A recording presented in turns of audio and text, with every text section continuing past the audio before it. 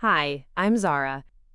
3 months ago, I sat in a sterile oncology waiting room, bald head covered by a knit cap my neighbor made me, watching my sister Brooke live stream her morning skincare routine from the parking lot, instead of coming inside to sit with me during chemo.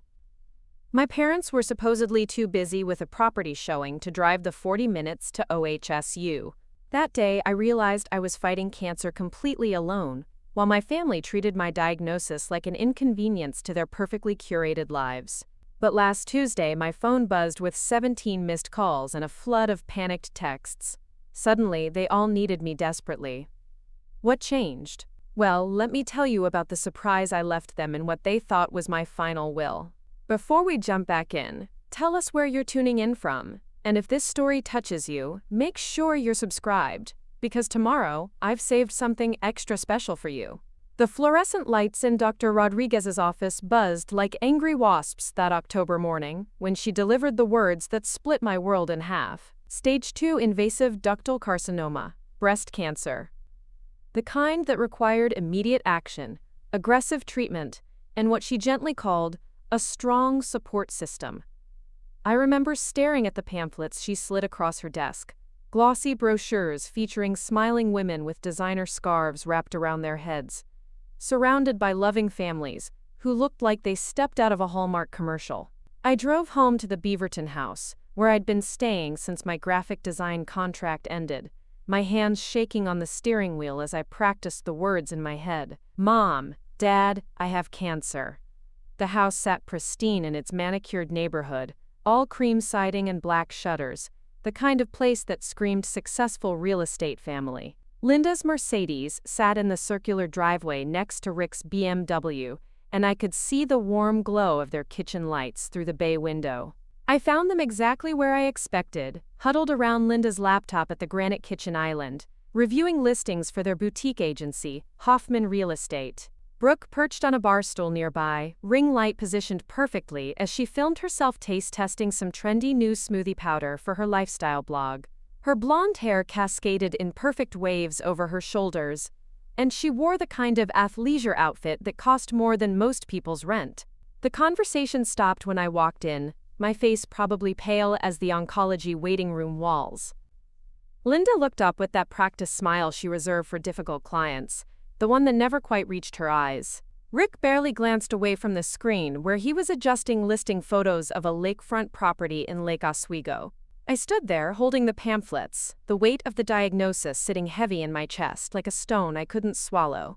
The kitchen smelled like Linda's vanilla candles, and the organic green juice Brooke was sipping. Everything felt surreal, like I was watching someone else's life unfold. Brooke noticed me first, lowering her phone with an annoyed sigh. Zara, you're in my shot, she said, gesturing vaguely at the space behind me. Can you move? I'm trying to get the natural lighting from the window. I cleared my throat, feeling ridiculous for standing there like a messenger bearing news no one wanted to hear. I need to tell you all something important. I just came from the doctor. Linda's fingers paused over the keyboard, but she didn't close the laptop. Oh? Everything okay? You haven't been looking well lately. The casual dismissal in her voice made something inside me wither. I'd been losing weight for weeks, exhausted in ways that sleep couldn't fix, but every time I'd mentioned feeling off, someone in the family had attributed it to stress from being between jobs or suggested I try yoga or meditation. I have breast cancer, I said quietly, the words dropping into the kitchen like stones into still water. The silence that followed stretched long enough for me to hear the refrigerator humming and the distant sound of neighborhood kids playing outside. Brooke's phone remained frozen in her manicured hand, her mouth slightly open. Rick finally looked up from the computer screen, his expression more confused than concerned. Linda was the first to speak, and her voice carried that practiced tone she used when delivering bad news to clients about inspection reports or financing issues. Well, she said slowly, closing the laptop with a soft click, that's certainly unexpected. What did the doctor say about treatment? I unfolded the papers Dr. Rodriguez had given me, my hands trembling slightly as I read from the treatment plan. Surgery first, then chemotherapy. 4 months of treatment, maybe 6, depending on how I respond. I'll need someone to drive me to appointments, help with recovery, and 4 to 6 months? Brooke interrupted, lowering her phone completely for the first time since I'd walked in. That's like, through the holidays and everything? Linda stood up from her stool, smoothing down her silk blouse with the kind of measured movements that meant she was calculating something in her head. Zara, honey, you know we want to help, but this is our busiest season. The market always picks up in the fall, and we have 3 major listings launching next week. Rick nodded, finally closing his own laptop. Your mother's right. We've got the Henderson estate closing, the Pearl District condo development, and that commercial property downtown. Plus, Brooke's influencer event is next month. I looked at Brooke, expecting some kind of support from my sister, someone who supposedly understood what it meant to be young and facing something terrifying. Instead, she was chewing her bottom lip, already calculating how my diagnosis might affect her carefully crafted online presence. I mean, I want to help, Brooke said carefully, but I've got content partnerships lined up through January. My followers expect consistency, and if I disappear for hospital visits and stuff, it'll tank my engagement rates. I'm finally at 50,000 followers, Zara. This could really set me back. The pamphlets felt heavy in my hands, suddenly ridiculous with their stock photos of supportive families. I thought about Dr. Rodriguez's gentle emphasis on needing people around me, about the statistics she'd shared regarding patients with strong emotional support systems. Linda moved around the kitchen island, reaching out to touch my shoulder in what I assumed was meant to be a comforting gesture. We'll figure something out, sweetheart. Maybe you could stay with Aunt Carol in Seattle? She's retired, has more time on her hands. Aunt Carol lives 6 hours away, I said, my voice smaller than I intended. Dr. Rodriguez wants me to start treatment here at OHSU. The Night Cancer Institute has one of the best programs in the region. Rick was already pulling out his phone, scrolling through what I assumed were work emails. Can't you do treatment in Seattle? I'm sure they have hospitals there. The suggestion hit me like a physical blow. They were already planning to ship me away, to make me someone else's responsibility so my cancer wouldn't interfere with their profitable fall season and Brooke's follower count. I don't want to leave Portland, I said, hating how my voice cracked slightly. This is my home. My support network is here. Brooke laughed, a short sound that held no humor. What support network? You've been working freelance projects from your bedroom for months. It's not like you have some huge social circle here. The cruelty of the observation stung because it held enough truth to hurt. Since losing my full-time position at the marketing firm 8 months earlier, my social life had shrunk considerably. Most of my friendships had been work-based, and freelance graphic design kept me isolated in ways I hadn't fully acknowledged until this moment. Linda patted my shoulder again, that practiced real estate agent touch that meant she was about to deliver unwelcome news with a smile. Maybe this is actually a good opportunity for a fresh start somewhere else. Seattle, or even California. You've always talked about trying something new. I stared at her, wondering when I'd ever mentioned wanting to leave Portland, when I'd ever expressed anything but love for this city with its food trucks and coffee shops and the mountains visible on clear days. The realization dawned slowly that they weren't hearing me, weren't seeing me. They were solving a problem, managing a situation that had inconveniently appeared in their perfectly ordered lives. I need surgery in 2 weeks, I said, pulling out the scheduling information Dr. Rodriguez's office had provided. They want to do a lumpectomy first, then determine the chemo protocol based on what they find. Rick glanced at his watch, and I noticed Linda doing the same subtle movement. 2 weeks? Linda said. That's right when we're supposed to close on the Henderson place. Rick, didn't we promise them a Tuesday closing? Wednesday, Rick corrected, already mentally shifting back to business mode. But we've got the walkthrough Monday, and you know how these luxury buyers can be about last-minute details. I stood there holding my cancer diagnosis paperwork while my parents discussed real estate schedules. Brooke had returned to her phone, quietly filming herself looking concerned for what I assumed was a future post about supporting family through difficult times, content she'd never actually follow through on.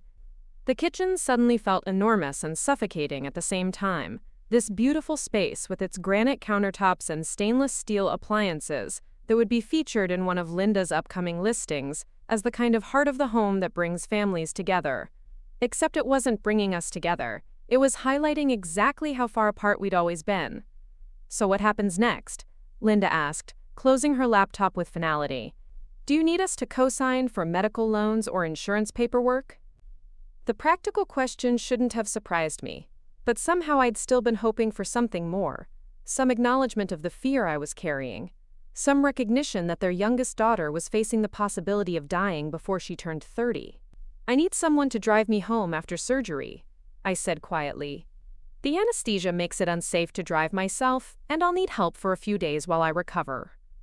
Brooke made a face, the kind she reserved for particularly distasteful smoothie ingredients. Can't you take an Uber? I mean, people do it all the time now. After cancer surgery? I asked, incredulous. It's just that I have the Portland Lifestyle Expo that weekend, she continued, her voice taking on that whiny tone she'd perfected as a teenager. I'm supposed to be showcasing fall wellness trends.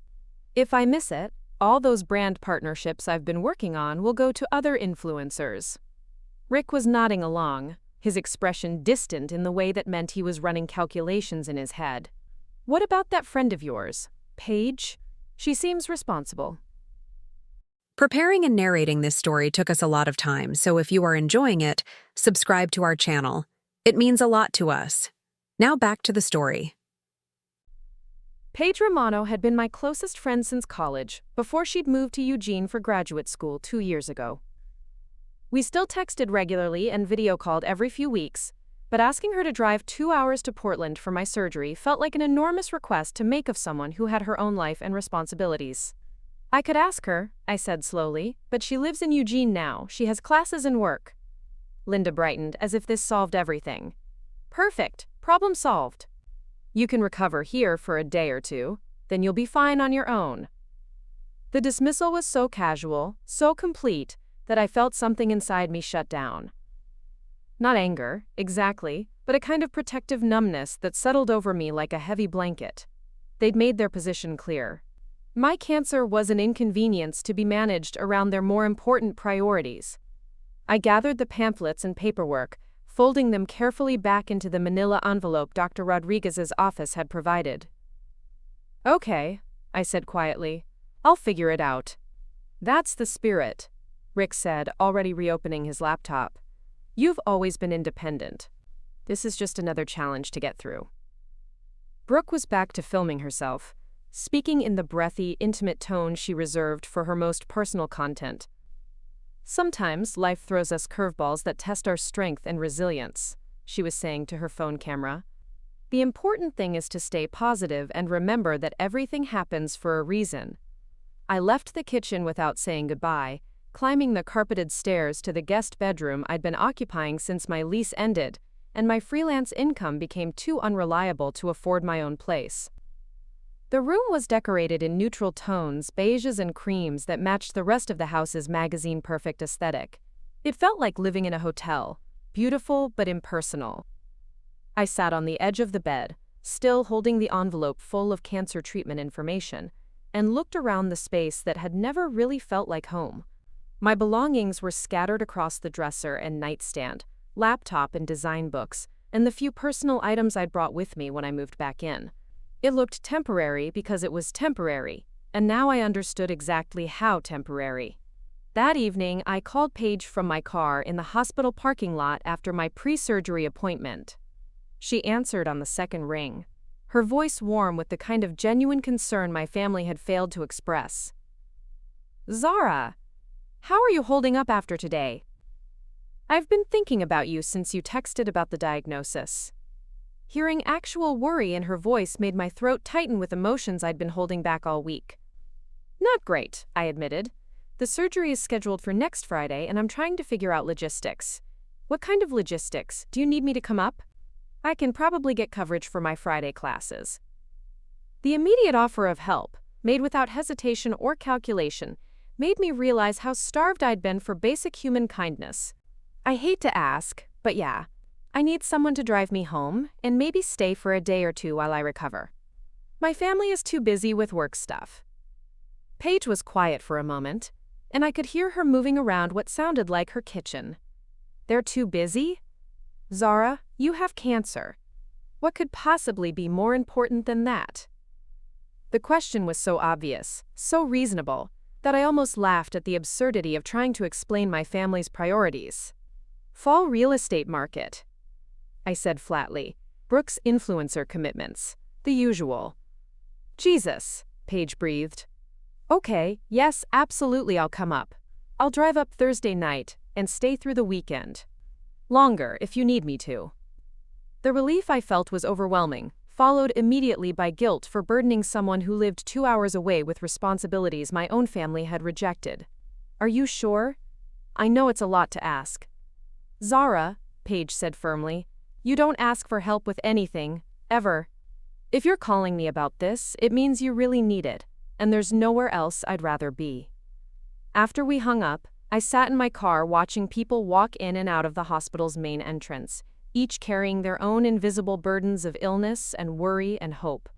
Some had people with them, partners holding their hands or children walking close beside them. Others walked alone, like I would be walking if not for Paige's generosity. I drove back to the Beaverton house as the sun was setting, painting the suburban streets in warm golden light. The house looked beautiful in the evening glow, expensive and well-maintained, the kind of place that suggested a family who had their priorities straight and took care of each other. Inside, Linda and Rick were in the living room, sharing a bottle of wine while reviewing contracts on their respective tablets. Brooke was curled up on the opposite end of the sectional sofa, editing photos on her laptop with Murphy, the golden retriever, sleeping beside her. How did the pre-surgery appointment go? Linda asked without looking up from her screen. Fine, I said. Everything's scheduled for Friday morning. Paige is driving up from Eugene to take me and help with recovery. That's nice of her, Rick said absently, signing something on his tablet with a stylus. It'll be good for you to have a friend around. The casual dismissal of what should have been their responsibility stung, but I was too emotionally drained to argue. I'm going to bed early, I said. Long week ahead. Sleep well, honey, Linda called as I headed for the stairs, her attention already back on her contracts. In the guest bedroom, I pulled out my laptop and began researching what recovery from a lumpectomy actually looked like. The medical websites described potential complications, wound care instructions, and the importance of having someone available for the first 72 hours post-surgery. I read testimonials from other women about the emotional challenge of facing cancer treatment, how crucial family support had been in their healing process. One woman wrote about her husband sleeping on the couch next to her hospital bed, how her teenage daughters took turns bringing her tea and keeping her company during chemo sessions. Another described her sister flying across the country to help coordinate care and manage appointments.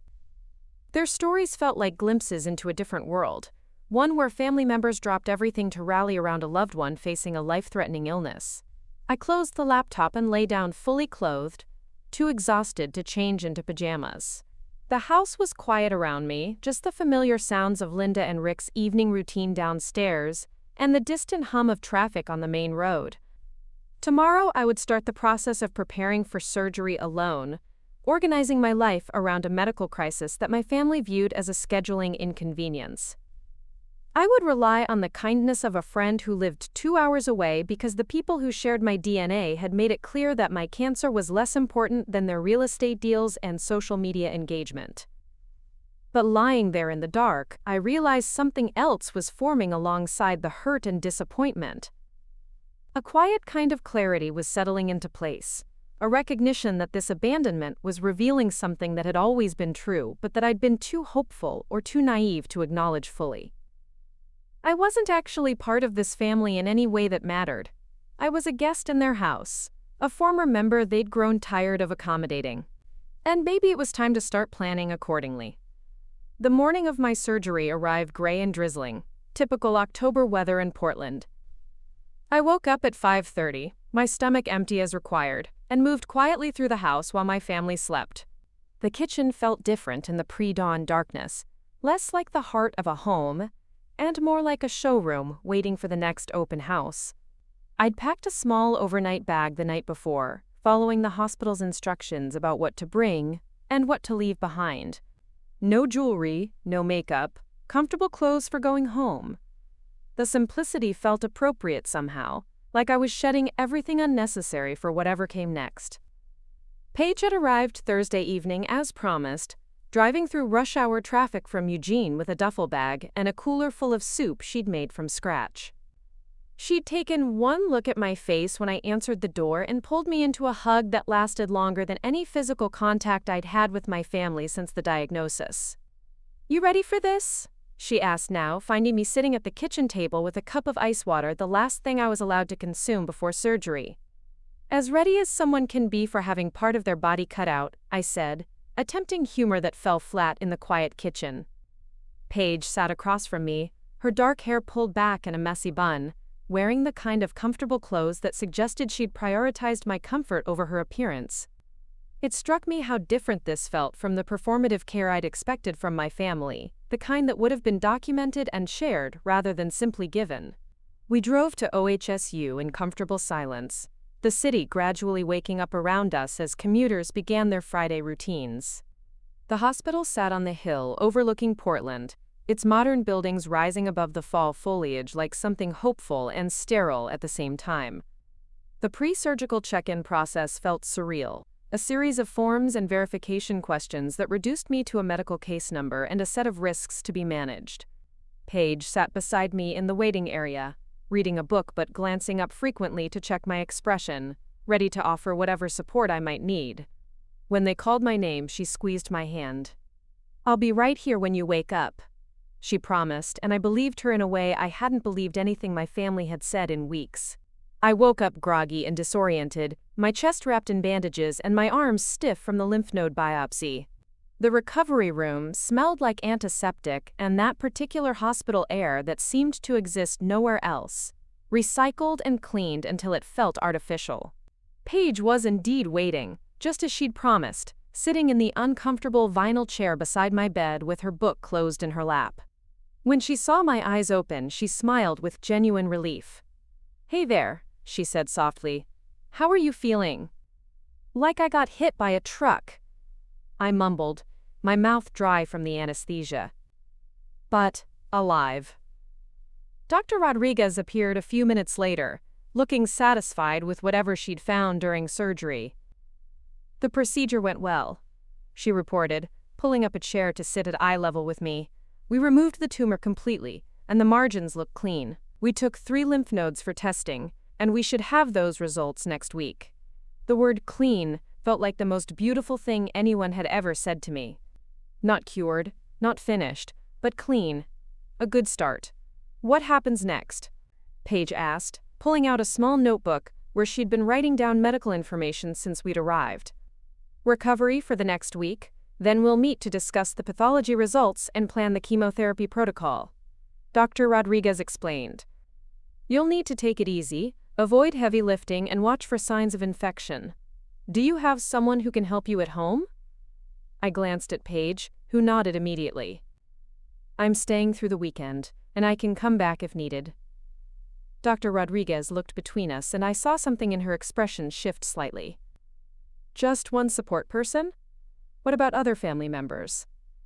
The question hung in the air, and I felt heat rise in my cheeks.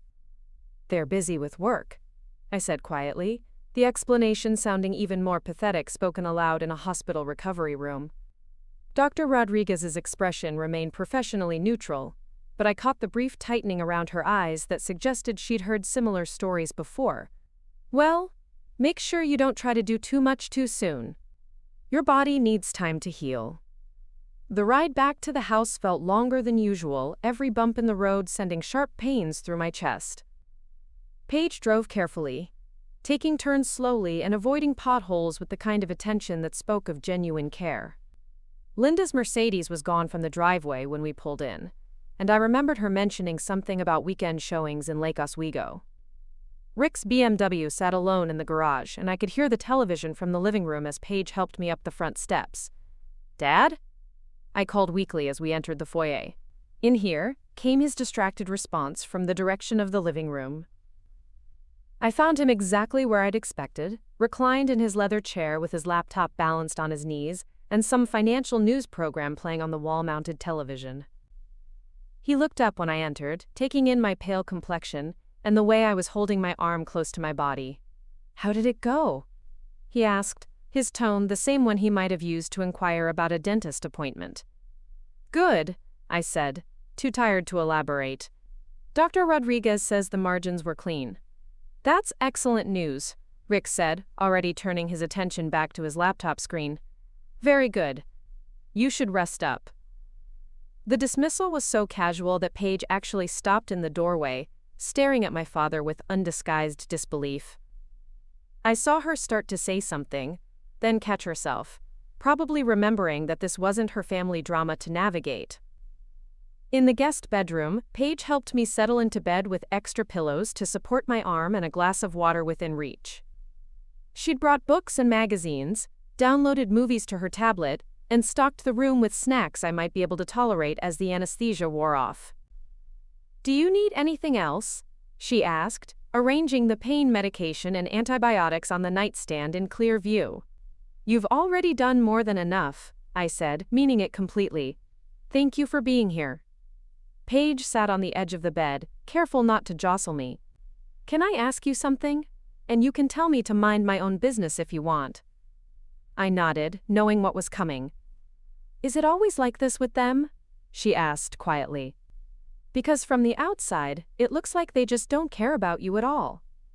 The question I'd been avoiding asking myself for years, spoken aloud by someone who loved me enough to drive 2 hours and sleep on a guest room floor to take care of me after surgery. I felt tears building behind my eyes for the first time since the diagnosis. "Pretty much," I whispered. "I keep thinking it's going to be different, but it never is." Paige reached over and took my uninjured hand, squeezing gently.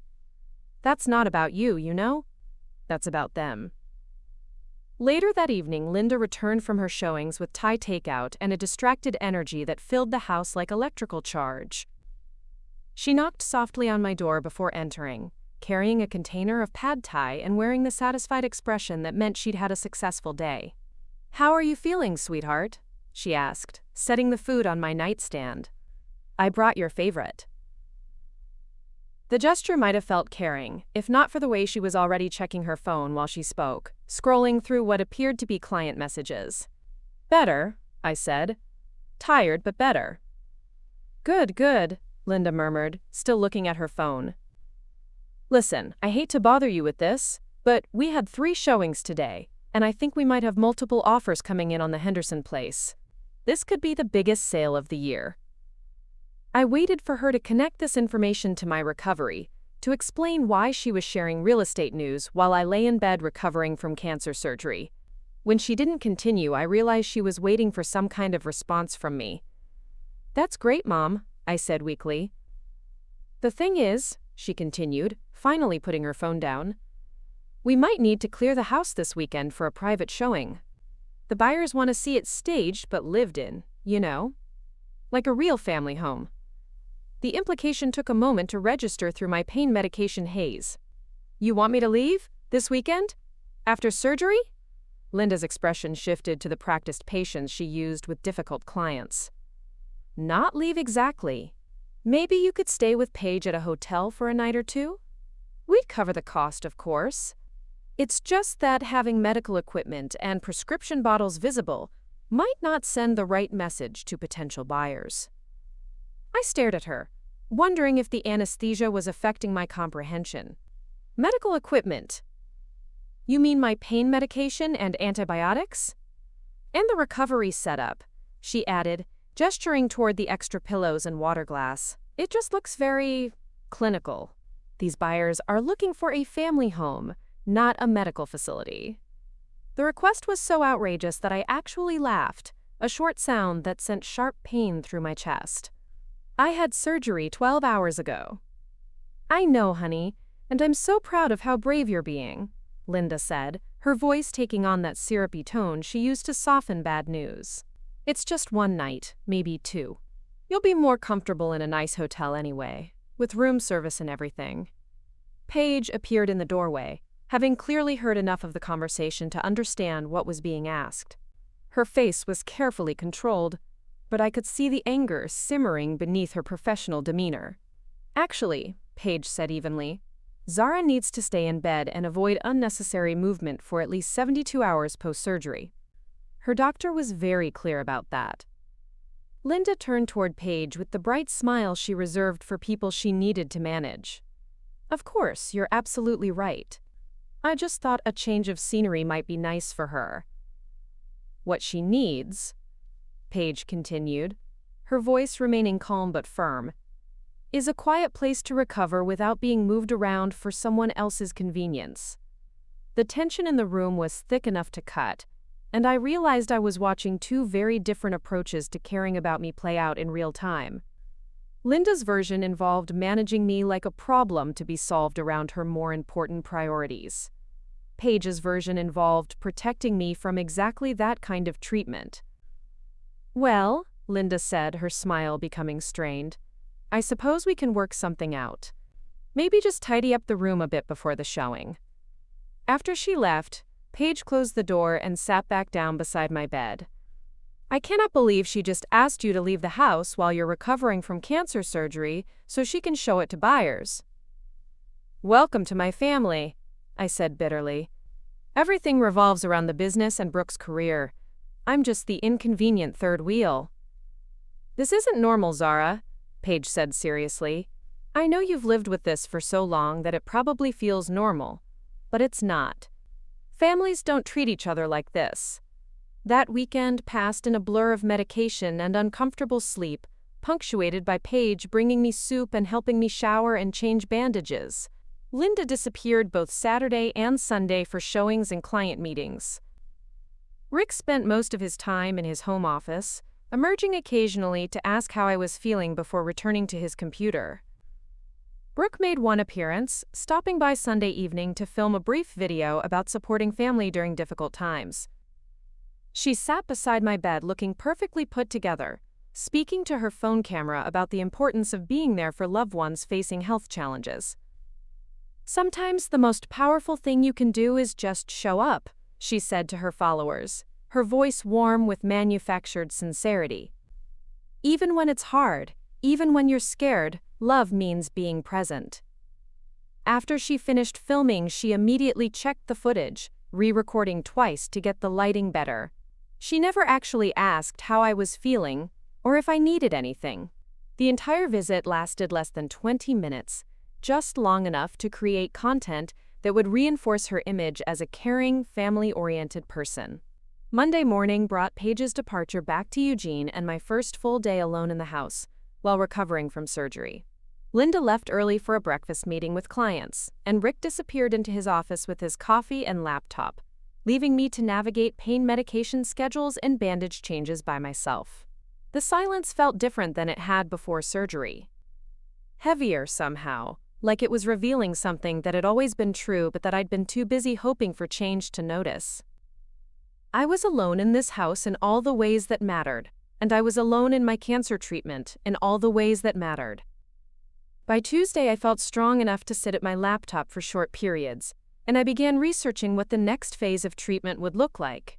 Chemotherapy protocols, side effects, timeline. The information was overwhelming and frightening, made worse by the knowledge that I would be facing most of it, without any meaningful support from the people who were supposed to love me most. That evening, Linda knocked on my door carrying a small stack of mail. "This came for you," she said, handing over several envelopes before sitting on the edge of my bed. Most of it was medical bills and insurance paperwork, the beginning of what I knew would be an avalanche of financial documentation related to my cancer treatment. But buried in the stack was a handwritten envelope with my name in unfamiliar cursive. I opened it carefully, mindful of my still tender incisions, and pulled out a greeting card with a watercolor landscape on the front. Inside, someone had written a brief message in the same careful handwriting. "Dear Zara, I heard about your diagnosis through the neighborhood network. I'm a breast cancer survivor myself, and I wanted you to know that you're not alone in this fight. Please don't hesitate to reach out if you need anything at all. You're stronger than you know. With love and support, Eleanor Chen, 2847 Oak Street." I stared at the card, reading the message twice. Eleanor Chen was a name I didn't recognize, someone who lived 2 streets over, and had taken the time to write an encouraging note to a neighbor she'd probably never spoken to directly. "That's nice," Linda said, glancing at the card. People can be so thoughtful. The irony of my mother commenting on other people's thoughtfulness, while sitting beside me in a house where my own family had shown virtually none, was almost too much to bear. I folded the card carefully and placed it on my nightstand, next to the prescription bottles and water glass that she'd wanted hidden from potential homebuyers. "Mom," I said quietly, "can I ask you something?" She looked up from her phone, where she'd been scrolling through emails. "Of course, honey. Do you think things will be different during chemo? Will you and Dad and Brooke be able to help more then?" Linda's expression shifted slightly, and I watched her calculate her response. "Well, chemotherapy is mostly just sitting in a chair, right? It's not like you'll need someone with you constantly." The casual dismissal of what I knew would be months of debilitating treatment made something inside me go very still. "I'll be sick, Mom. Really sick. I'll need help getting to appointments, managing side effects, probably help with basic things like grocery shopping and cleaning." "I'm sure there are services for that kind of thing," Linda said, her attention already drifting back to her phone. "Medical transportation, house cleaning services. We can look into what insurance covers." She was talking about hiring strangers to provide the care that families typically offered each other, and she was discussing it the same way she might talk about outsourcing property maintenance for a rental house. Practical, efficient, emotionally vacant. "What if I get really sick?" I pressed. "What if there are complications or emergencies?" Linda looked up, and for a moment her expression softened slightly. "Honey, you're going to be fine. You're young and strong, and cancer treatment has come so far. This is just a bump in the road." The reassurance felt hollow, like she was trying to convince herself as much as me. I realized she wasn't capable of engaging with the reality of what I was facing because it was too frightening, too disruptive to the controlled world she'd built around real estate success and family appearances. After she left, I lay in the dark thinking about Eleanor Chen's card, about a stranger who had taken the time to acknowledge my struggle and offer support. About Paige driving from Eugene without hesitation, sleeping on floors and changing my bandages, because it needed to be done. About Dr. Rodriguez's gentle competence and the nurses who had treated me with more warmth in a few hours than my family had shown in weeks. There were people who knew how to care about others, who understood that love required showing up in uncomfortable moments and putting someone else's needs first when it mattered. My family simply wasn't made up of those people, and no amount of hoping or trying or being the perfect grateful patient was going to change that fundamental truth. The next morning, I called Dr. Rodriguez's office to schedule my follow-up appointment and discuss chemotherapy options. When the scheduler asked about my emergency contact and support system for treatment, I found myself listing Paige's information instead of my parents', even though she lived 2 hours away. "Are you sure you want to list someone in Eugene?"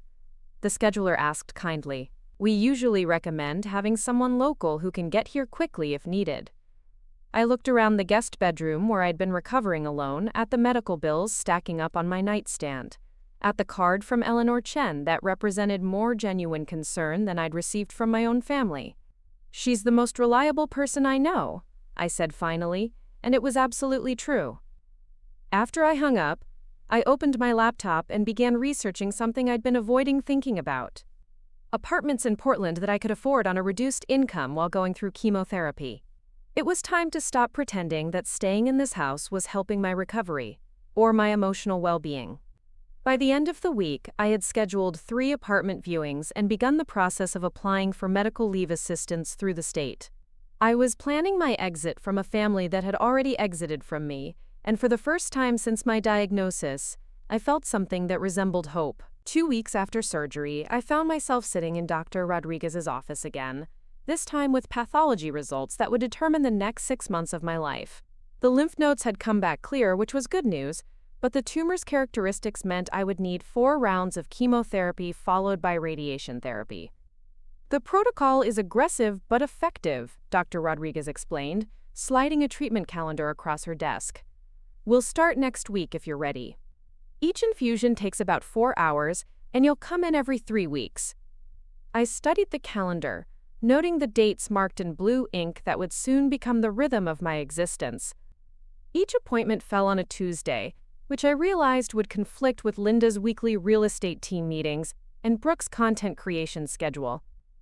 "What should I expect in terms of side effects?" I asked, pulling out the small notebook I'd started carrying to medical appointments. Dr. Rodriguez's expression grew gentle but serious. "Fatigue will be significant, especially by the second and third rounds. Nausea, though we have excellent anti-nausea medications now. Hair loss typically begins around day 14 after the first infusion. Some patients experience what we call chemo brain, difficulty with concentration and memory." The clinical descriptions felt abstract until she continued. "You'll need someone to drive you to and from each appointment, and ideally someone who can stay with you for the first day or two after each infusion. The medications can make you quite sick initially." I nodded, already mentally calculating whether I could ask Paige to make the drive from Eugene 4 times, whether I could afford rideshare services, whether my family would finally understand the seriousness of what I was facing. That evening at dinner, I shared the treatment plan with Linda, Rick, and Brooke, who had gathered around the kitchen table with takeout from their favorite sushi restaurant. The mood was lighter than it had been in weeks, buoyed by Rick closing a commercial property sale and Brooke reaching 60,000 followers on her lifestyle account. "So it starts next Tuesday," I said, consulting my notebook. "Every 3 weeks for 4 cycles, then daily radiation for 6 weeks after that." Linda looked up from her California roll, calculating something in her head. "Next Tuesday? That's when we have the team meeting with the downtown developers. Rick, didn't we move that specifically because of the Henderson closing conflicts?" "We can probably reschedule," Rick said without conviction, already reaching for his phone to check his calendar. "Or maybe Zara could take a later appointment that day?" I stared at him, wondering if he'd heard anything Dr. Rodriguez had said about the intensity of chemotherapy treatment. The appointments are 4 hours long, and they're scheduled weeks in advance. Dr. Rodriguez said the timing is important for the protocol to work properly. Brooke was photographing her sushi with her phone, adjusting the lighting and angles while half listening to our conversation. "Can't you just take an Uber?" she asked absently, not looking up from her screen. "I mean, it's just sitting in a chair getting an IV, right?" The casual dismissal of chemotherapy as just sitting in a chair hit me like a physical blow. I thought about Dr. Rodriguez's warnings about nausea and fatigue, about patients who needed wheelchairs to get from the treatment center to their cars. "It's not that simple," I said quietly. "The medications are really strong. People get very sick." Linda reached over to pat my hand, the gesture feeling more performative than comforting. "Honey, you're being dramatic. Cancer treatment isn't what it used to be. Modern medicine has made it much more manageable." I pulled out my phone and showed them the list of potential side effects Dr. Rodriguez's office had provided. Severe nausea and vomiting, extreme fatigue, increased risk of infection, peripheral neuropathy, mouth sores. The list continued for 2 pages. Rick glanced at the screen briefly before returning his attention to his sushi. "Medical paperwork always makes things sound worse than they are," he said dismissively. "It's liability protection. They have to list every possible side effect, even the rare ones. What if something goes wrong during treatment?" I asked, my voice smaller than I intended. "What if I have an allergic reaction or complications?" Brooke finally looked up from her food photography, an expression of mild irritation crossing her face. "Zara, you're catastrophizing. Thousands of people get chemotherapy every day, and they're fine. You're acting like you're the first person who's ever had cancer." The accusation of catastrophizing stung because part of me wondered if she was right. Maybe I was being overdramatic about treatment that was, as Linda said, much more manageable than it used to be. Maybe I was asking for too much support for something I should be handling independently. "I just want to make sure someone can be there," I said, hating how my voice sounded pleading. Dr. Rodriguez recommended having support during treatment. Linda brightened, as if she'd found the perfect solution. "What about that support group she mentioned? I'm sure there are other patients who understand what you're going through better than we could." The suggestion that strangers would be better equipped to support me than my own family was delivered so casually that I wondered if Linda even heard what she was saying. She was essentially recommending that I outsource my emotional and practical needs to people I'd never met, rather than expecting anything from the people who claim to love me. Support groups are for emotional processing, I explained. I still need practical help. Rides to appointments, someone to check on me when I'm sick, help with basic things if I'm too weak to manage them myself. Rick was scrolling through his phone, probably reviewing property listings or client messages. There are services for all of that, he said without looking up. Medical transport companies, meal delivery, housekeeping services. We can set up accounts with whatever you need. They were planning to hire strangers to provide every form of care I might need, rather than offer any of their own time or attention. It was efficient, practical, and completely lacking in anything that resembled love or family bonds. What if I'm scared? I asked quietly. What if I need someone just to sit with me? The question hung in the air for a moment before Brooke spoke up. You could FaceTime us, she offered, as if video calls were equivalent to physical presence during medical crises. Or maybe listen to podcasts or something. There are tons of wellness influencers who focus on cancer journeys. She was suggesting that I consume content about other people's cancer experiences rather than receive actual support during my own. The absurdity of it was almost funny, except for the part where it wasn't funny at all. After dinner, I retreated to the guest bedroom and called Paige, who answered on the first ring despite the late hour. How did the appointment go? She asked immediately. What's the treatment plan? I filled her in on the chemotherapy schedule and the conversation I'd just had with my family. Paige listened without interrupting, occasionally making small sounds of disbelief or frustration. They suggested you hire strangers rather than help you themselves? She asked when I finished. Apparently it's more practical that way, I said, unable to keep the bitterness out of my voice. Paige was quiet for a long moment. Zara, I need to tell you something, and I don't want you to argue with me about it. I waited, knowing from her tone that she was about to offer something I wouldn't feel comfortable accepting. I'm taking a leave of absence from school, she said firmly. My advisor already approved it. I'm moving back to Portland temporarily to help you through treatment. The offer was so generous, so completely unnecessary for her to make that I felt tears building for the first time in weeks. Paige, no, you can't put your life on hold for me. My life isn't on hold, she said simply. My life is choosing to be there for people I love when they need me. That's what life is supposed to be about. The contrast between her understanding of love and responsibility and my family's version was so stark that it left me speechless. Paige was willing to delay her graduate program to take care of me, while my own parents were researching hired services to avoid inconveniencing themselves. I can't let you do that, I said weakly, even as part of me felt desperate relief at the thought of not facing chemotherapy alone. You're not letting me do anything, Paige replied.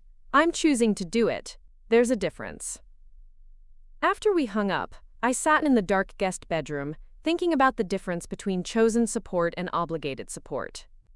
Paige was choosing to rearrange her entire life because she wanted to help me heal. My family was looking for ways to minimize their involvement because my illness was disrupting their preferred routines. The next morning, I found Linda in the kitchen preparing for another day of client meetings. She was dressed in her standard real estate uniform of blazer and heels, scrolling through property listings on her tablet while her coffee brewed. Quote, Mom, I said, sitting down across from her at the island. I need to tell you something about chemotherapy. She looked up with the patient expression she reserved for conversations she didn't particularly want to have. What about it, honey? Paige is taking leave from graduate school to come help me through treatment, I said, watching Linda's face for a reaction. Her expression shifted slightly, and I caught a flicker of something that might have been shame before it was replaced by relief. That's wonderful, she said brightly. She's such a good friend. It'll be nice for you to have someone who understands what you're going through. The implication that Paige, who had never had cancer, would somehow understand my experience better than my own mother was both insulting and revealing. Linda was grateful that someone else was taking responsibility for my care, so she wouldn't have to feel guilty about not providing it herself. She shouldn't have to put her education on hold because my family won't help me, I said directly, tired of dancing around the obvious. Linda's smile became strained, and she began organizing papers that were already organized. Zara, we've talked about this. We want to help, but we have commitments and responsibilities. It's not that we don't care. What commitments are more important than your daughter's cancer treatment? I asked, genuinely curious about her reasoning. The question seemed to catch Linda off guard, as if she'd never considered the relative importance of her various obligations. It's not about importance, she said carefully. It's about practicality. We're not medical professionals. We wouldn't know what to do if something went wrong. Sit with me, I said simply. Hold my hand, be present. You don't need medical training to provide emotional support. Linda looked uncomfortable, shifting in her chair like she wanted to escape the conversation. Some people are just better at that kind of thing, she said finally. Paige has always been more nurturing than we are. It's just her personality. She was suggesting that caring for sick family members required a special personality type rather than basic human decency and love. It was a convenient way to excuse herself from responsibilities she didn't want to take on. What if it was Brooke? I asked quietly. If Brooke had cancer, would you help her through treatment? The question hung in the air, and I watched Linda's face cycle through several expressions before settling on defensive. That's different, she said finally. Brooke's career is more public. She'd need help managing her image and brand during treatment. The admission that Brooke would receive different treatment because her illness would be more visible, more potentially damaging to the family's reputation, confirmed everything I'd suspected about my place in their hierarchy of concern. So you'd help her because other people would notice if you didn't, I said, not really asking. Linda stood up abruptly, gathering her papers and tablet with sharp movements. I don't like what you're implying, Zara. We love you just as much as we love Brooke. But you don't show it the same way, I replied. She paused in the doorway, her back to me. Love looks different for different people, she said without turning around. Just because we express it differently doesn't mean it's not real.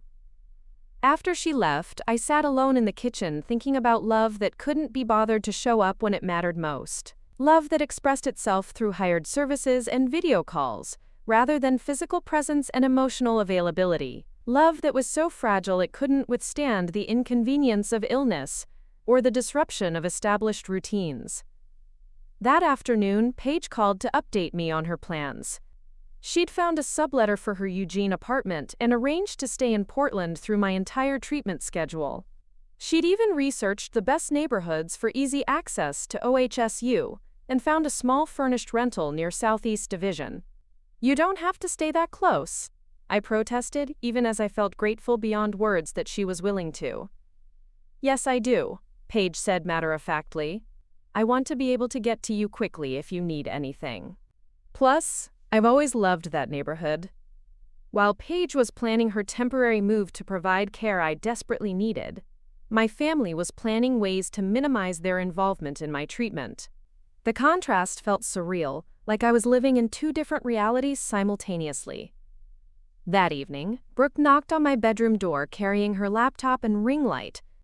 Hey, she said, settling into the chair by the window. Can I ask you a favor? I looked up from the book I'd been trying to read, distracted by thoughts of chemotherapy and family dynamics. Sure. I want to document your cancer journey, she said, adjusting her ring light to cast flattering shadows across her face. Like, create content around supporting family members through illness? I think it could really resonate with my audience. I stared at her, trying to process what she was asking. You want to film me going through chemotherapy? Not the gross parts, Brooke clarified quickly. Just the inspiring stuff. Your strength, your positive attitude, the family coming together to support you. It could be really powerful content. The irony of her wanting to create content about family support while providing none herself was so complete that I almost laughed. She wanted to perform the role of supportive sister for her followers while avoiding the actual work of being supportive in real life. What if I don't feel positive? I asked. What if I'm sick and scared and angry? Brooke's expression shifted slightly, as if she hadn't considered that cancer treatment might involve negative emotions. Well, we'd focus on the uplifting moments, she said. The content needs to be inspiring, not depressing. Nobody wants to watch someone just being miserable. She was asking me to perform wellness and gratitude during cancer treatment so she could profit from my illness without having to actually support me through it. The request was so tone-deaf that I wondered if she understood what she was asking. "I don't think so," I said quietly. Brooke's face fell, and she began packing up her equipment with sharp, frustrated movements. "Fine," she said. "I was just trying to help you find meaning in what you're going through. But if you want to keep it all private and negative, that's your choice." She was framing her desire to exploit my illness for content as helping me find meaning, and my refusal to participate as choosing negativity. The manipulation was subtle but clear, designed to make me feel selfish for not wanting my cancer journey turned into social media content. After she left, I called Eleanor Chen, the neighbor who had sent me the encouraging card. I'd been thinking about her offer to help, and I realized I wanted to accept it. "Zara," she said warmly when I introduced myself. "I'm so glad you called. How are you feeling after surgery?" "Better physically," I said honestly. "But I'm starting chemotherapy next week, and I'm trying to figure out practical support." Eleanor listened as I explained my situation, the gap between what I needed and what my family was able to provide. She didn't ask intrusive questions or offer empty reassurances.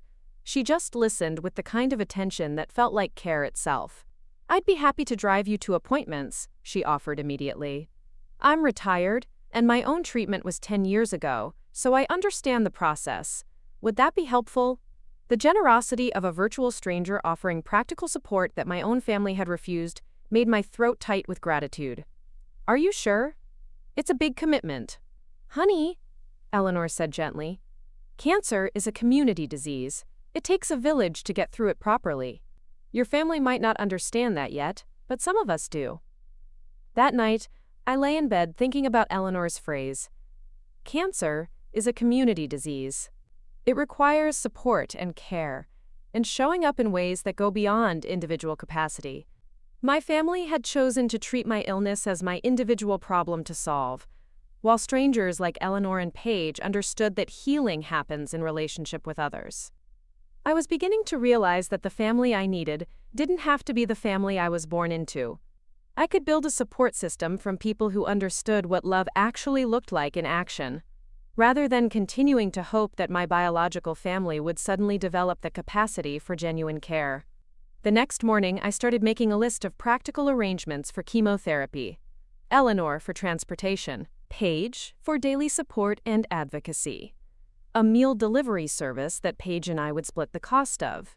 A housekeeping service for the heavy cleaning I wouldn't be able to manage. I was creating the support system my family should have provided, built from chosen relationships and hired services, and the kindness of neighbors who understood that serious illness requires community response. When Linda asked about my treatment preparations over breakfast, I showed her the list I'd created. "This looks very organized," she said approvingly, as if I'd solved a complex business problem rather than arranged care for a life-threatening illness. "You've always been so independent." The praise for handling my cancer treatment independently, for not burdening them with expectations of family support, felt like the final piece of clarity I needed. They weren't going to change. They weren't going to suddenly understand that love required showing up in difficult moments. They were going to continue treating my illness as my individual responsibility to manage around their more important priorities. But I was done hoping for something they weren't capable of giving. I was done feeling guilty for needing support they couldn't provide. I was done shrinking my needs to fit their comfort level. Starting next week, I would begin the fight for my life, surrounded by people who understood that fighting for someone's life was a community effort, not an individual burden.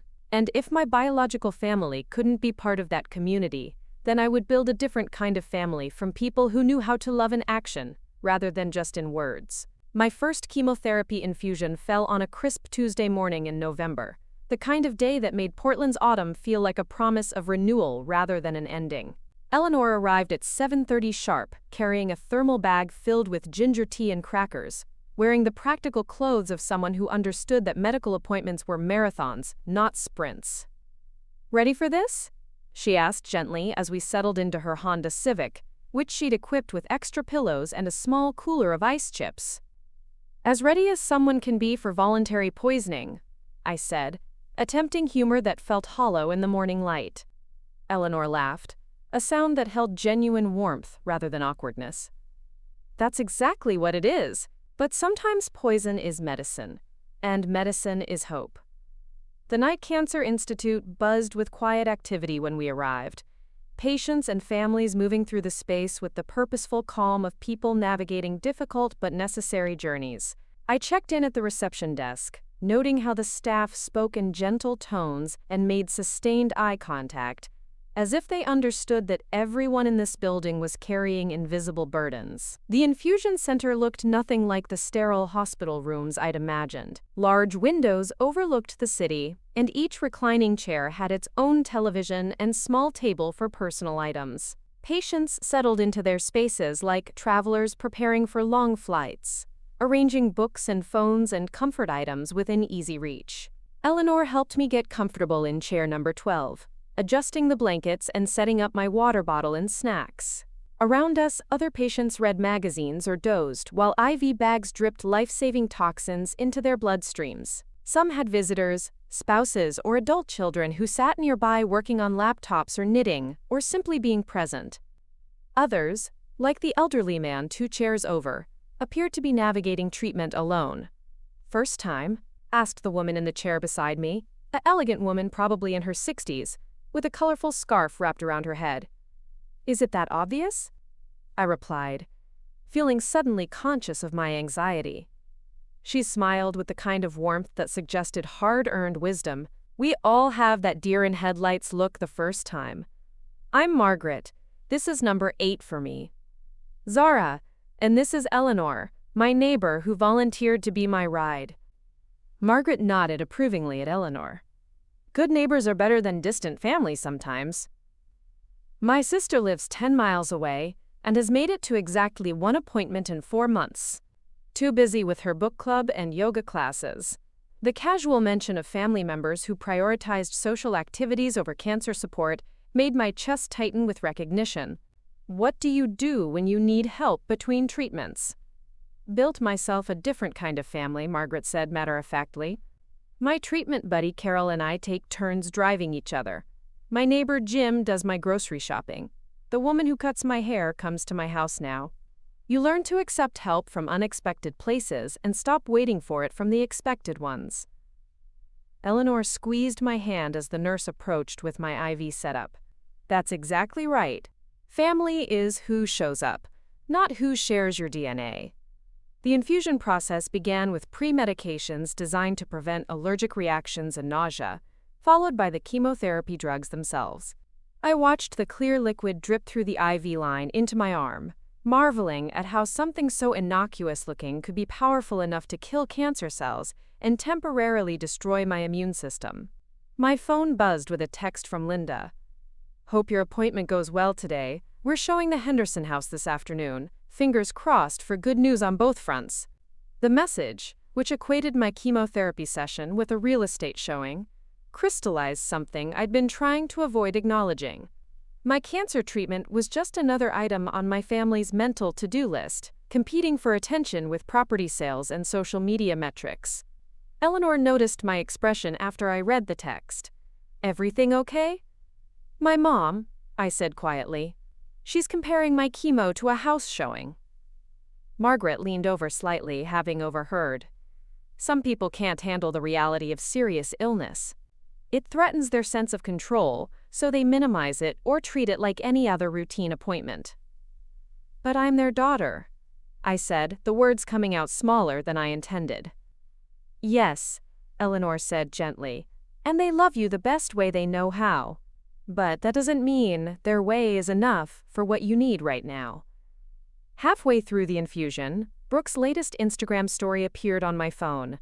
She was at a wellness retreat in Bend, posting photos of organic juice cleanses and sunrise yoga sessions.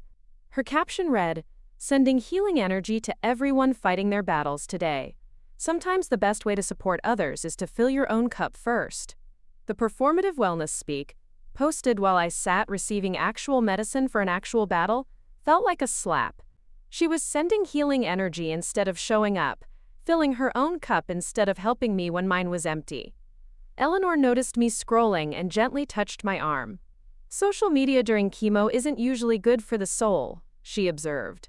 My sister is at a spa retreat while I'm getting chemotherapy, I said, showing her the post. Eleanor looked at the phone screen, then back at me with an expression I couldn't quite read. Some people support others by being present. Others support by being absent. At least she's being honest about her priorities. The observation was gentle but pointed. Brooke wasn't pretending to be supportive while failing to follow through. She was simply choosing her own comfort over my crisis, which was honest if not particularly loving. By hour 3 of the infusion, the anti-nausea medications began wearing off, and I felt the first waves of queasiness rolling through my system. Eleanor produced ginger candy from her bag, unwrapping pieces and placing them within easy reach. The next few days will be rough, she said quietly. Do you have everything you need at home? I thought about the guest bedroom in Linda and Rick's house, with its beige walls and impersonal furniture. About the family routines that would continue around me while I recovered from treatment designed to make me sicker before making me better. I think so, I said, though I wasn't sure what everything I need actually included beyond medications and basic supplies. Margaret leaned over again. Honey, what you need is people who will check on you without being asked, bring you food you can actually eat, and sit with you when you're scared. Do you have that? The question made me realize how little I'd considered the emotional and practical support I'd required during recovery. Paige wouldn't arrive from Eugene until Thursday, which meant I'd be navigating the worst of the post-chemo symptoms alone in a house where my family viewed my illness as an inconvenience. My friend is moving here temporarily to help, I said, but she doesn't arrive for 2 days. Eleanor and Margaret exchanged a look that seemed to communicate something I wasn't part of. What's your address? Eleanor asked, pulling out her phone. I gave her the Beaverton address, feeling suddenly self-conscious about living with my parents at 28 while recovering from cancer. I'm putting my number in your phone, Eleanor said, typing quickly. And I want you to call me if you need anything at all. I don't care what time it is or how small the problem seems. Margaret was nodding approvatively. That's how it works. We take care of each other because we understand what this actually involves. When the infusion finally ended 4 hours later, I felt simultaneously drained and wired, a side effect Eleanor had warned me about from the steroid pre-medications. We drove home through afternoon traffic, past coffee shops and bookstores, and all the normal life that continued while I'd been receiving drugs designed to kill parts of me along with the cancer. The Hoffman house looked exactly the same as always, pristine and imposing in its manicured neighborhood. But walking up the front steps felt different somehow, like returning to a place that had never quite been home, and now felt even less so. Linda was in the kitchen when we arrived, laptop open and real estate documents spread across the granite counter. She looked up with a bright smile that seemed to require effort. How did it go? She asked, the question delivered in the same tone she might use to inquire about a routine dentist appointment. Fine, I said, too tired to explain the complexity of willingly accepting poison while hoping it would save my life. Wonderful, Linda said, already turning back to her paperwork. The Henderson showing went really well. We might have our second offer by tomorrow. The immediate pivot from my medical treatment to real estate news felt jarring, like being reminded that my cancer was a minor subplot in the larger story of their business success. Eleanor helped me upstairs to the guest bedroom, noting the lack of follow-up questions or offers of assistance. Call me tonight if you need anything, she said quietly as she prepared to leave. Even if it's just to talk. After Eleanor left, I lay in bed waiting for the full impact of the chemotherapy to hit my system. The anti-nausea medications were wearing off, and I could feel something shifting in my body, a foreign presence announcing itself through waves of discomfort. Around 8 o'clock, the nausea began in earnest.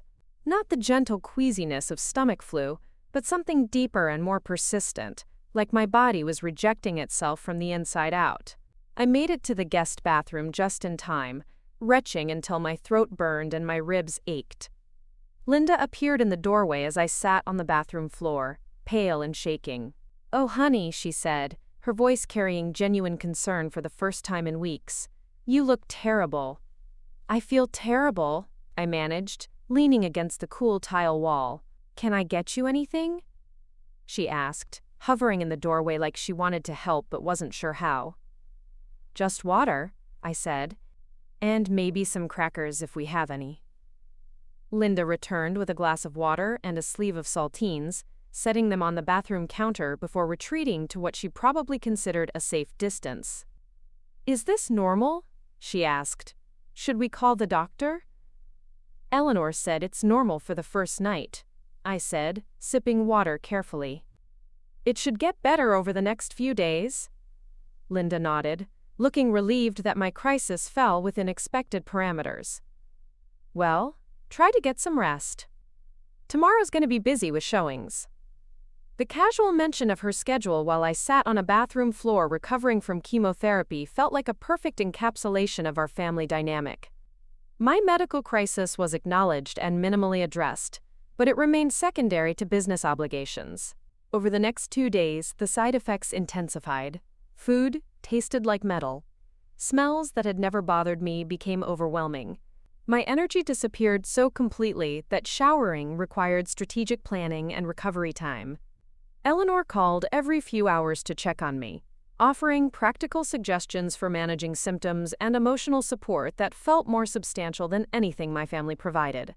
When I mentioned that the smell of Linda's coffee was making me nauseated, Eleanor arrived an hour later with herbal teas and a small air purifier for my room. "Your family seems nice," Eleanor said carefully after encountering Rick in the hallway during one of her visits.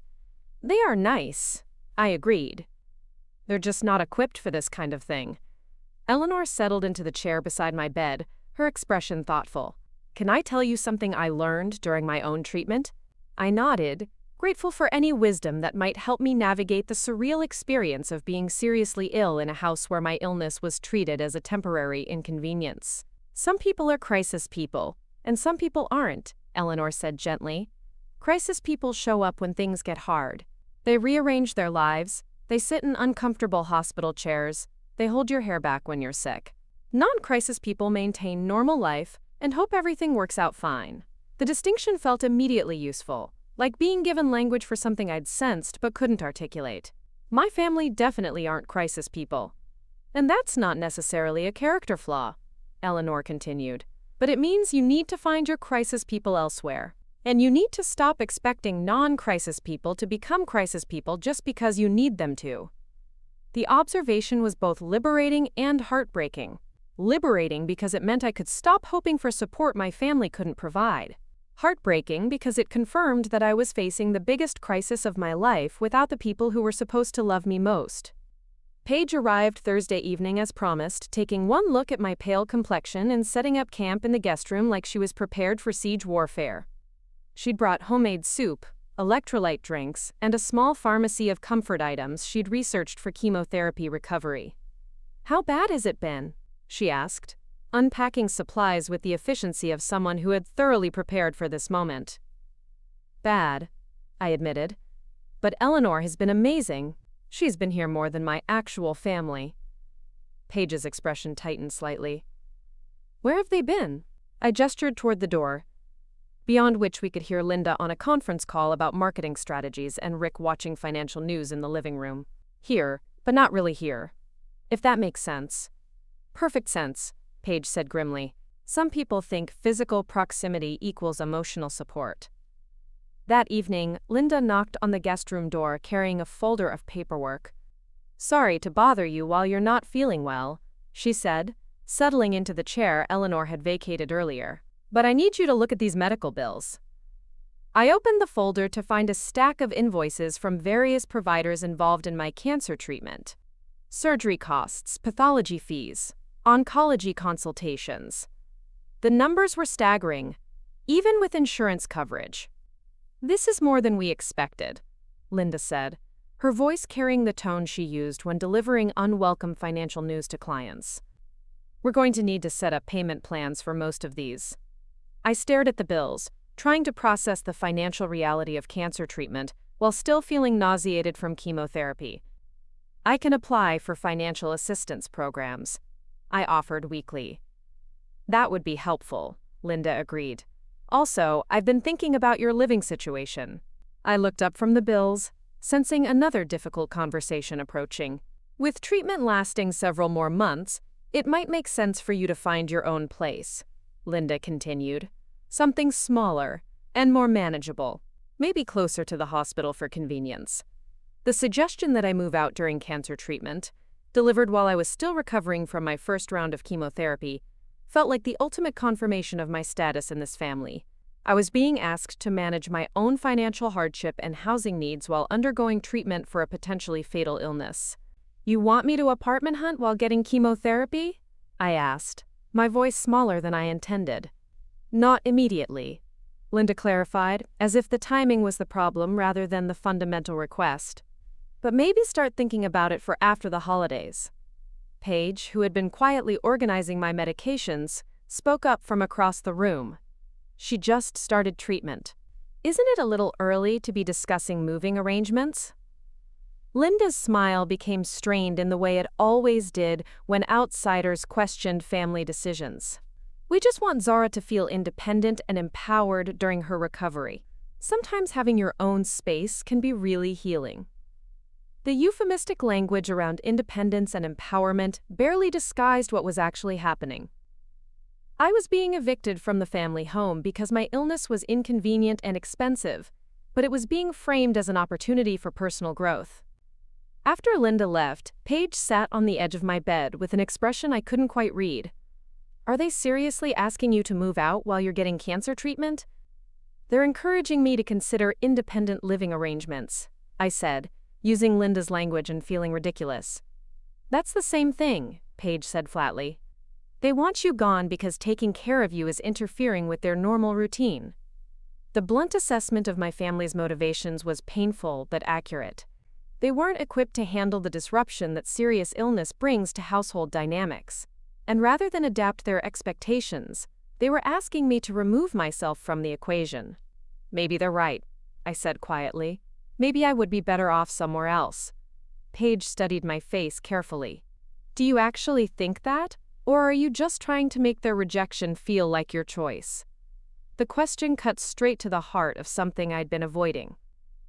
I'd been trying to reframe my family's abandonment as independence, their lack of support as an opportunity for self-reliance.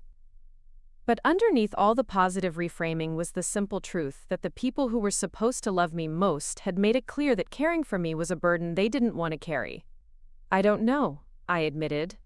"I'm too tired and sick to know what I actually think about anything." "That's okay," Paige said gently. "You don't have to figure it out right now. But I want you to promise me something." I waited. "Promise me you won't make any major decisions while you're in the middle of treatment," she said.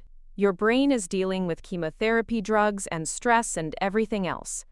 This isn't the time to reorganize your entire life because other people are uncomfortable with your needs." The promise felt both reasonable and impossible. How could I avoid making major decisions when my family was actively creating situations that required major decisions? That night, lying in bed while Paige slept on the air mattress she'd set up beside me, I thought about Eleanor's distinction between crisis people and non-crisis people. About Margaret's observation that family is who shows up. About Linda's folder full of medical bills and suggestions about alternative living arrangements. My family wasn't going to suddenly develop the capacity to support me through cancer treatment. They weren't going to become crisis people, because I needed crisis people. They weren't going to prioritize my health over their comfort, my needs over their routines, my crisis over their normal life. But I was beginning to realize that I could build something different. I could surround myself with people who understood that love means showing up when showing up is hard. I could create a chosen family from crisis people who knew how to sit with suffering and offer practical help and emotional presence. I was still their daughter, still genetically connected to their successes and failures. But I was no longer going to organize my life around hoping they would become people they had repeatedly shown me they weren't. The revelation felt both liberating and terrifying. Liberating because it meant I could stop waiting for support that wasn't coming. Terrifying because it meant acknowledging that I was essentially alone in the world except for the relationships I chose to build and maintain myself. But as I listened to Paige's quiet breathing and thought about Eleanor's daily check-ins and Margaret's wisdom about accepting help from unexpected places, I realized that being alone and being without family weren't necessarily the same thing. I was learning to distinguish between the family I'd been born into and the family I needed to survive. 3 months into chemotherapy, I made a decision that would change everything. I was going to write a will, not because I was dying, though the possibility still haunted my weaker moments, but because I was finally living with clarity about who had earned the right to be in my life and who had simply assumed they belonged there. Paige found me at my laptop in the small apartment we'd rented together near Southeast Division, typing furiously while wearing the soft beanie that had become my signature since my hair fell out. "What are you working on so intensely?" she asked, settling beside me with 2 cups of the ginger tea that had become our evening ritual. "My will," I said without looking away from the screen. Paige nearly choked on her tea. "Your what?" "Zara, you're responding well to treatment. Dr. Rodriguez said your latest scans looked great." I turned the laptop toward her so she could read what I'd written. Her expression shifted from concern to understanding, to something that looked like barely contained laughter. The document was thorough and legally sound, thanks to consultation with a friend of Eleanor's who practiced estate law. But it wasn't a typical distribution of assets and personal belongings. Instead, it was a detailed accounting of every medical bill, every treatment cost, every expense my family had suggested I handle independently. To Linda Hoffman, I leave the outstanding balance on my surgical fees in the amount of $14,000. To Rick Hoffman, I leave the chemotherapy treatment costs totaling $37,000.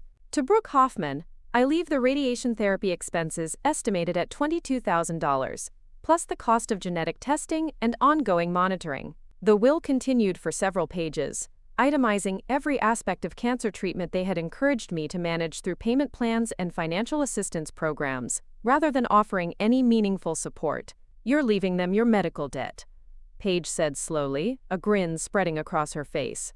"Every penny," I confirmed, "with interest calculated from the date of service, plus a detailed breakdown of all the services I hired because they were too busy to provide family support."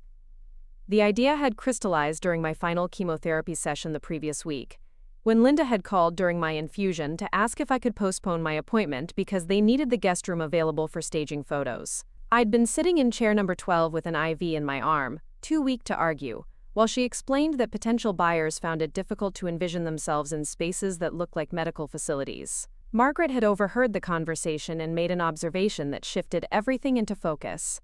"Honey," she'd said gently, "they're making your cancer about them. But what if you made their inheritance about your cancer?" That evening, I'd called Eleanor and asked if her estate attorney friend might be willing to help with an unusual project. Now, 3 weeks later, I held a document that was both legally binding and emotionally satisfying. If something happened to me, my family would inherit exactly what they'd given me during my illness: financial responsibility without emotional support. But I had no intention of dying. I had every intention of living long enough to see their faces when they realized what I'd done. The opportunity came sooner than expected. Linda called 2 days later with news that they'd received an offer on a major commercial property, and they wanted to celebrate with a family dinner at their favorite restaurant. "We know you've been distant lately," Linda said, her voice carrying that carefully modulated tone she used for difficult conversations. "But we'd love to have you there. We're family after all." I agreed to dinner, asking if I could bring Paige since she'd become such an important part of my support system. Linda agreed with the enthusiasm of someone who felt magnanimous for including my chosen family in their celebration. The restaurant was the kind of upscale establishment where Linda and Rick felt comfortable conducting business, all dim lighting and expensive wine lists. Brooke had chosen the location I suspected because it photographed well for her social media content. We settled into our seats, and I watched my family perform the ritual of successful people celebrating another successful transaction. Rick ordered wine without consulting anyone else's preferences. Linda launched into detailed descriptions of negotiation strategies and market conditions. Brooke documented the evening for her followers, snapping photos of artfully arranged food and family members caught in moments that looked spontaneous, but were carefully orchestrated. "We should toast," Linda announced as our appetizers arrived, "to family supporting each other through everything." The irony of toasting family support at a celebration I'd been invited to specifically to demonstrate that we were still family, despite months of them treating my cancer as a scheduling inconvenience, was almost too perfect. I raised my glass with everyone else, then set it down and pulled out a manila envelope I'd been carrying in my purse. "Actually," I said, my voice calm and clear, "since we're talking about family support, I have something I wanted to share with all of you." I slid copies of my will across the table, one for each family member. "I updated my estate planning recently, and I thought you should know what I've left you." Linda opened her copy first, her expression shifting from polite curiosity to confusion, to something approaching shock. Rick read over her shoulder, his face growing pale as he processed what he was seeing. Brooke was still photographing her salad when Rick cleared his throat. "Zara, what exactly is this?" "My will," I said simply. "I wanted to make sure that if something happened to me, you'd inherit something that truly reflected our relationship during my cancer treatment." The silence that followed was profound. Other diners continued their conversations around us, but our table had become an island of stunned recognition. "You're leaving us your medical bills?" Brooke asked, finally looking up from her phone. "Every single one," I confirmed, along with compound interest and a detailed explanation of why these became my sole responsibility when they should have been shared family concerns. Linda found her voice first. "Zara, this is cruel. We love you. We've supported you the best way we knew how." "Have you?"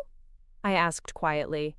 "Because my best friend took a leave of absence from graduate school to take care of me. My elderly neighbor drove me to appointments and checked on me daily. Strangers from my support group brought me meals and offered practical help. But my own family suggested I hire services rather than inconvenience your schedules." Rick was scanning the document, probably calculating the financial implications. "This is vindictive. You're punishing us for not being perfect during a difficult time." "I'm not punishing anyone," I replied. "I'm simply ensuring that my legacy reflects the reality of who showed up and who didn't. If something happens to me, you'll inherit exactly what you gave me: financial responsibility without emotional investment." Paige sat quietly beside me, offering silent support while my family processed what I'd done. Around us, the restaurant continued its evening rhythm. Other families and couples sharing meals and conversations that didn't involve wills or medical debt, or the complicated mathematics of love and abandonment. "We can contest this," Linda said finally, her real estate agent mind already shifting into problem-solving mode. "You can try," I agreed.